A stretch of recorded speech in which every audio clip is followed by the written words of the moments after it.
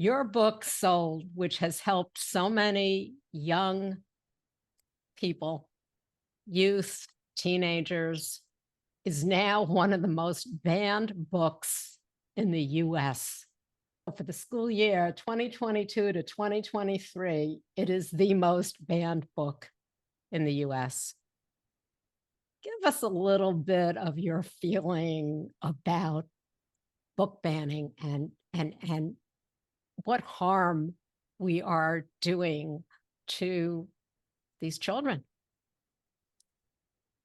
We are cutting them off from the world. There are aspects of the world that none of us like, but kids crave to know about it. They crave to know about their peers on the other side of the world, for instance. A lot of the kids who read Sold, so many classrooms then did some kind of a fundraising project and took action on behalf of kids who had been trafficked. Sylvia and me. Sylvia and Sylvia and me. Sylvia and Sylvia. Sylvia and me. Sylvia and me. Sylvia and me. Hi, I'm Sylvia Beckerman, host of the podcast series Sylvia and Me, conversations with extraordinary, inspiring women. I'm Patty McCormick, and welcome to Sylvia and Me. Patty, I am so happy that you could take the time to be with me here today, and I think the listeners are going to really be interested in what we're going to be talking about. You're an author, you're a journalist, and your novels have, they're based, a lot of them, on real people. And I want to get into that in just a little bit. But first, I'd like to go over how you became a writer, because I read somewhere that you started writing in second grade. Yes, really dreadful things in second grade, poetry and plays and things like that. But I was a kind of a lonely kid and spent a lot of time, locked out of my house. My mother was maybe not the most stable person, and she needed me to be gone a lot during my childhood. So I amused myself first by just making up stories. And then later I found a spot above our garage, a little attic spot, and I turned it into my own writing studio. And I think I've always written both to kind of leave this world and go to another place that's a little better or different or something like that, but also just to figure out who I am. Well, I believe that is always a work in progress. Yes. And you write children's books. You've written Cut, and in that book is a young woman who is harming herself. You've written Never Fall Down, and that's based on a true story of a young man going through genocide, and who you actually interviewed. You've written Sold back in 2006, which was about child sex trafficking, and you went to India and went into brothels and interviewed some of the moms and so on. What I really want to get down to right off the bat is that you write children's books, but when somebody asks you what the children's books are about, instead of my saying it, why don't you describe this topics that you write on? So people will often say, "Oh, you write children's books. That's adorable." And I think they're expecting unicorns and puppies. And I write for young adult readers, which is, the upper end of the middle school range and high schoolers. And these are books that have social justice topics, deep psychological issues. And I feel like those kids are deserving of challenging books. They're deserving of the private life that a book gives you and the sovereignty to read what they want to read. They need those books. I'm also very aware that I'm writing for other people's children. So I take care not to include language that is offensive or graphic. because the book is tough enough, the story is tough enough without using graphic language. And I also think that the kids that I'm writing about are undergoing enormous trauma. And while it is incredibly difficult, they wouldn't use graphic language either. They would talk about the fear and the confusion and the betrayal that they're experiencing. And when you've interviewed some of the children who wound up being characters in your books, you didn't just ask them surface questions. How Yes. tough was that? And how did they take it when you asked them the hardest questions? They wanted to be asked. And you're right. We spent a lot of time establishing the trust that it would take to go into those deeper areas. The girls that I interviewed who were self-injuring had been doing it in secret and felt very misunderstood and wanted to be understood, wanted to be heard, wanted their stories out there, partly to ease the loneliness and partly they're now in recovery so that they could communicate with other kids who are struggling. The girls in the brothels were touched and amazed and confused that an American would be interested in their stories. And I think moved that somebody from the other side of the world wanted to bring their story out into the public. Same thing with the people in Cambodia who had experienced genocide. There was so much shame and so much silence around it. Shame because people did, things that they would never do in an ordinary life. They did to survive. They needed to get those things out and off their chests and felt enormous healing by doing so. Now, you've gone into schools and given talks and discussions where children have been able to ask questions and talk to you. Have they been horrified or have they been interactive? Have they been open and wanting to talk? So open. When Cut first came out, there would always be one kid who would come up to me at the end of the session to say that he or she was self-injuring.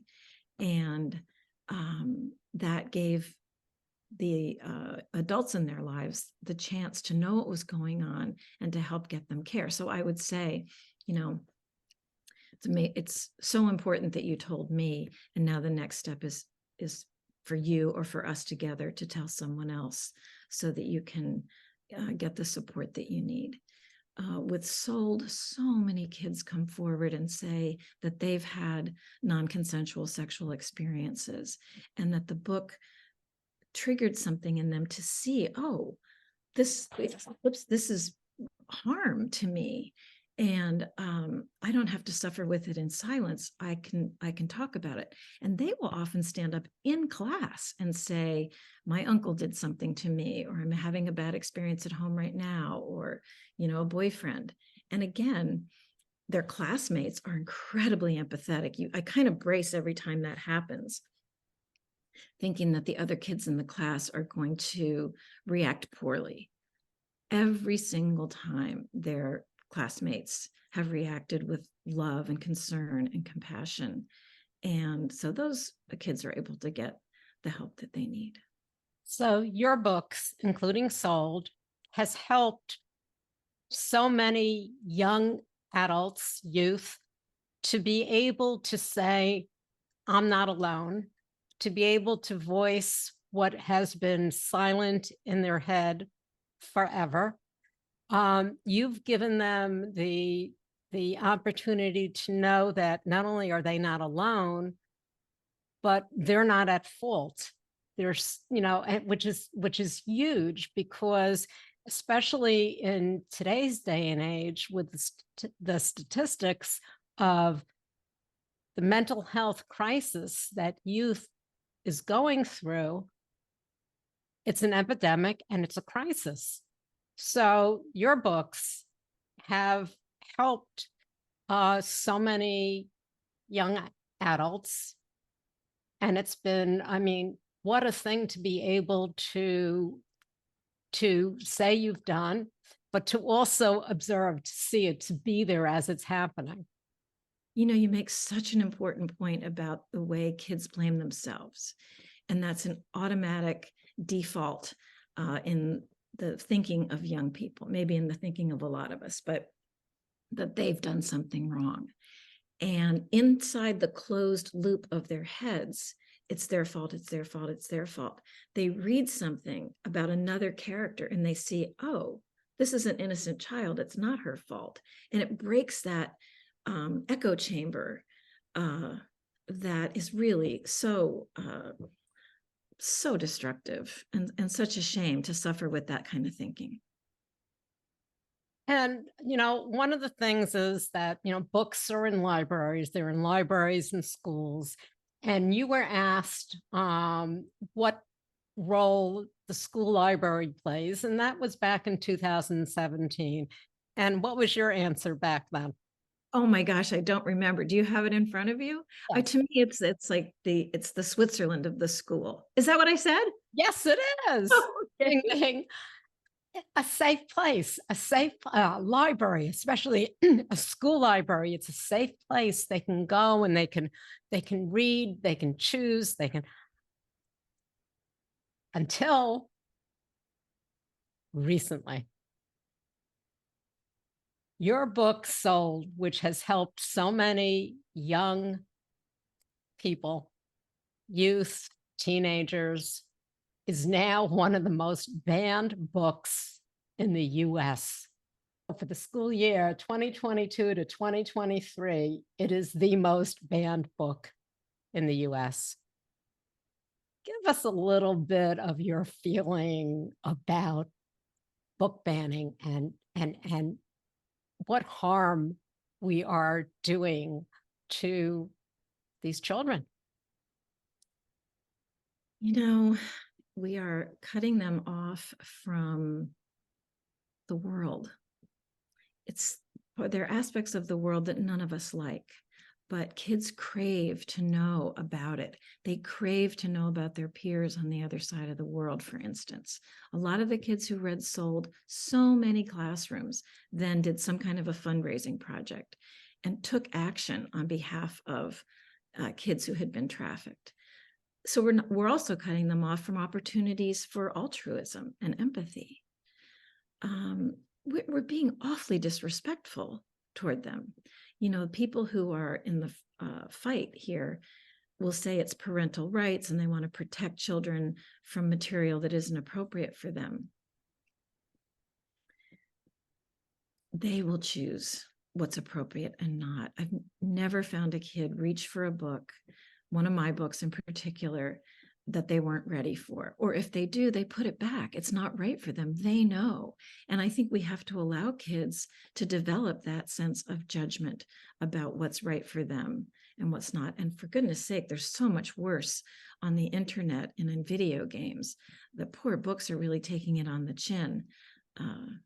Well, one of the things that I want to be very specific about is you do not use graphic language. You do not, you're not, in fact, a parent in Virginia said the scene she chose informed part of, well, you said part of your own sexual abuse.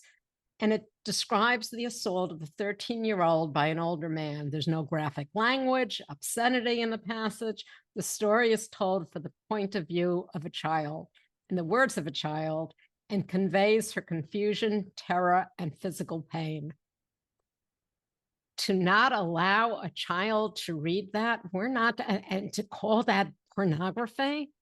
Yeah, that really is so offensive to me. That's not pornography, that's rape. That's not pornography, that's childhood sexual abuse. If you think that's pornography, I don't know what to say to you.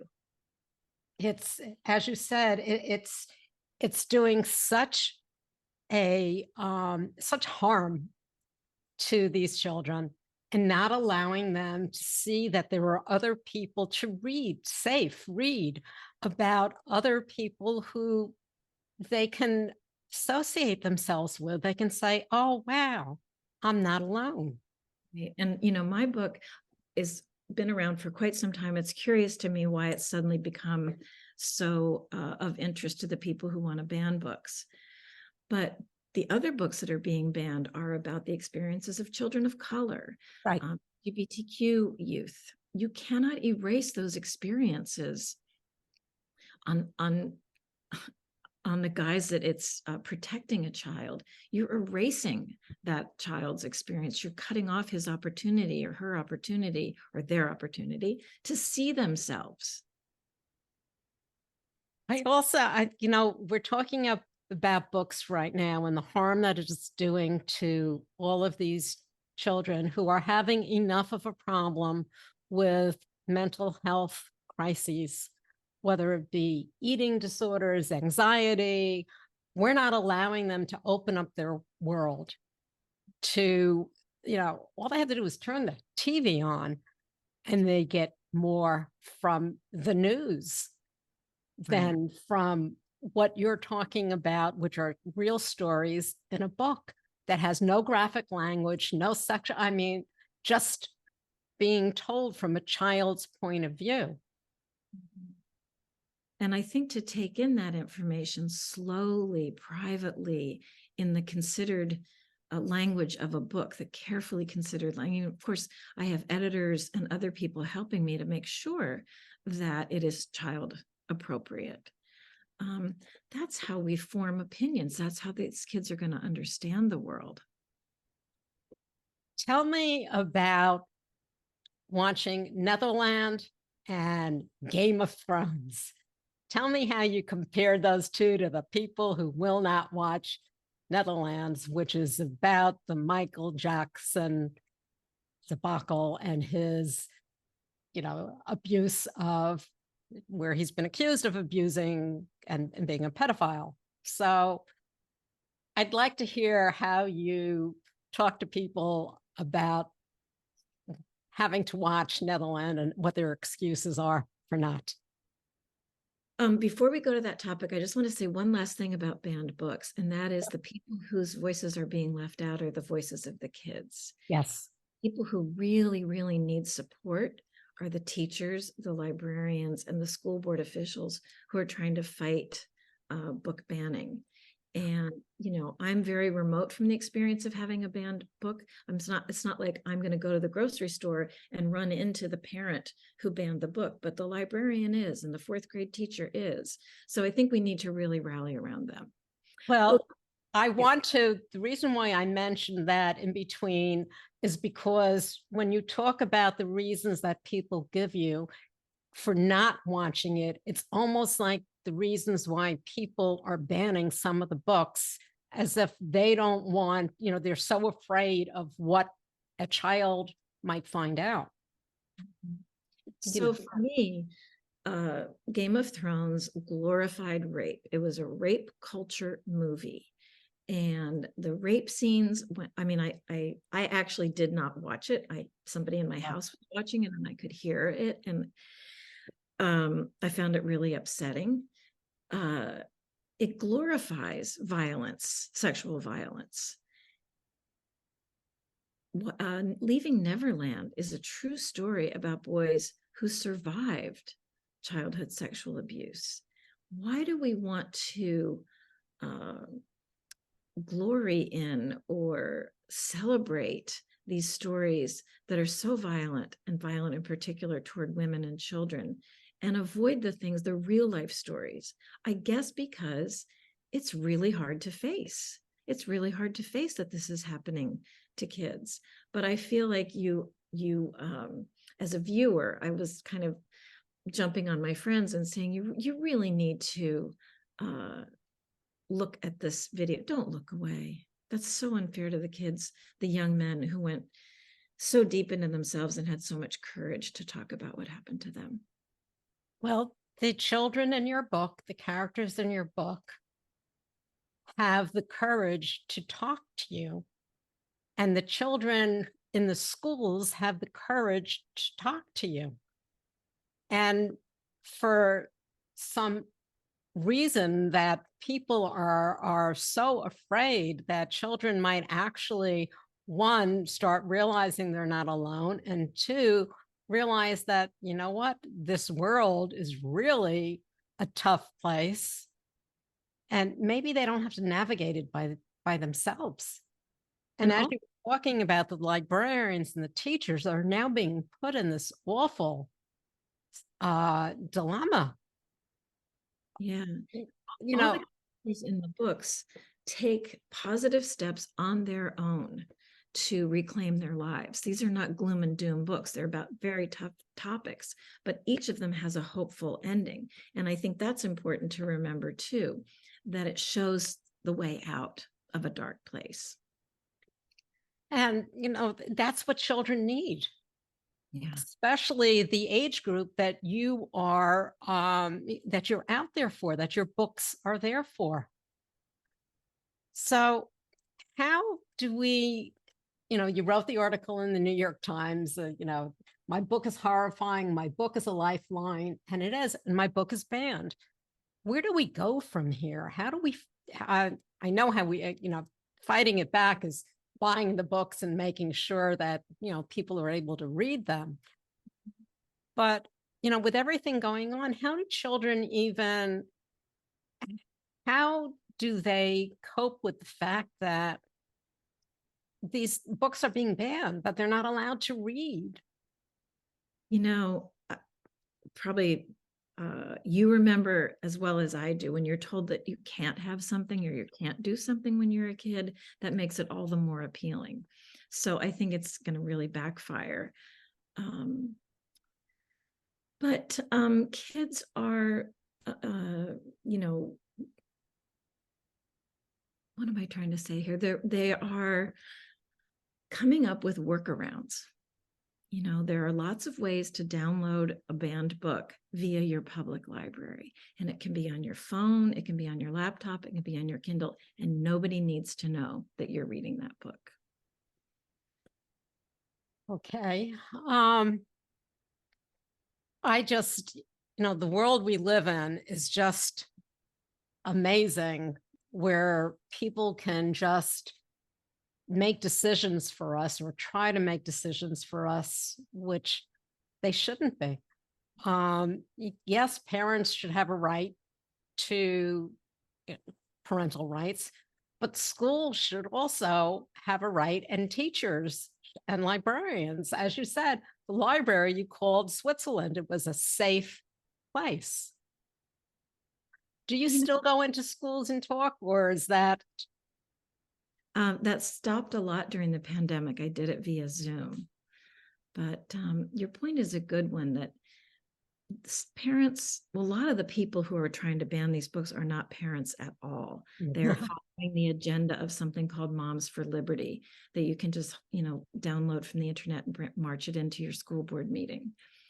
I do understand as a parent the discomfort that you might have with your kids reading books that are going to introduce them to challenging realities. I remember when my daughter went upstairs to read Judy Blume's Forever, and I thought, okay, here we go. But I'd much rather have her in Judy Blume's hands than pretty much anybody else. But you cannot legislate for everyone else. You may want to restrict what your child does or sees or reads, but you don't have the right to inflict those views on anyone else. And the law covers teachers and librarians using difficult material when it is in service of some kind of lesson. So even AI knows this. There was a librarian or curriculum developer in Iowa who was told she had to review all the books in the school system and pull out those that offended or broke a state law that says you can't have a sex act in a book that's in a school library. So she typed in ChatGPT the parameters of the law and then put in my book. And within minutes, AI said, yes, this contains a scene of childhood sexual assault. It is not written in graphic or offensive language. It is in service of illuminating a pressing social problem. And if you are concerned about your child reading it, you should talk to him or her. That's what AI says. There are ways in which AI is smarter than some of these people at the school board meetings. And I do think that's another issue. I'm kind of not answering, I'm answering a question ago, but we need to go to those school board meetings. They're, they can be deadly boring. But I think the noisy people, the few noisy people who show up can be really intimidating. And they need to be met by the many of us for a civil conversation, but to show and see that there are people in favor of children's right to read. Which you don't see a lot of, because the people who go in to say this book needs to be banned, the minute you start talking on the other side, they get rambunctious. They're yelling. Because they've come in with an agenda, and their ears are closed to anything else. Yeah, I think you're right. We're not going to change their minds, but our school boards are, elected officials are supposed to represent us. And some of them have been stacked with book banning proponents, but some of them aren't. And if they see that voters support the kids' right to my hope is that they would be responsive to that. It's a very scary world we live in right now. Scary for the youth, and for teachers and librarians, because all these laws that are trying to be passed or have been passed, and the vagueness, so they're in a quandary as to what to do. And as we talked about before, it's only hurting the children. Yeah, the librarians are in an impossible situation. As you said, the standards are unclear, so they don't quite know what they can bring in, what they can't. Same thing with teachers. The laws as they are written threaten them with their jobs if they have offending material in their classrooms and in their libraries, even if they don't know, they're not trying to follow some kind of list of things that are it's so unclear you don't know that what you have could cost you your job. And That's so what good. happens is that teachers and librarians are going to be tempted just not to bring in anything that's going to ruffle any feathers. It's a chilling effect. It's a kind of quiet self-censorship, because they are legitimately afraid. There are people who've gotten fired over this. There are people who have said, no, I'm not going to do it, and have gotten fired. So, yeah, like you said, it's a scary world. We need to support those people who are right on the front line and not allow that kind of intimidation to happen. And it starts at the local level.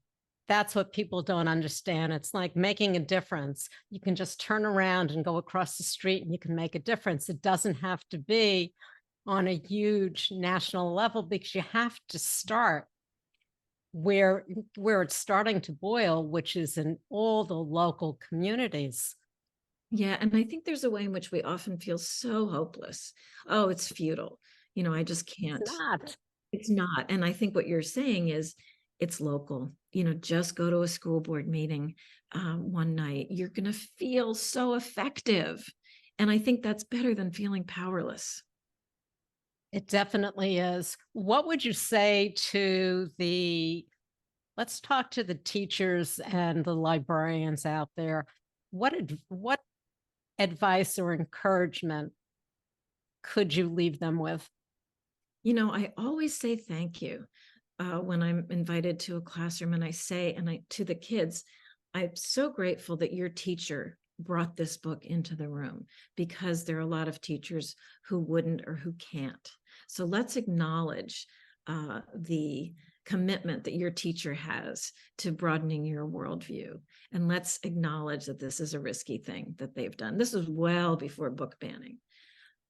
So what can we do for our teachers and librarians? I think it boils down to showing up, writing letters, even writing a letter of support to your local librarian, your school librarian, your child's teacher is such a hard and thankless job.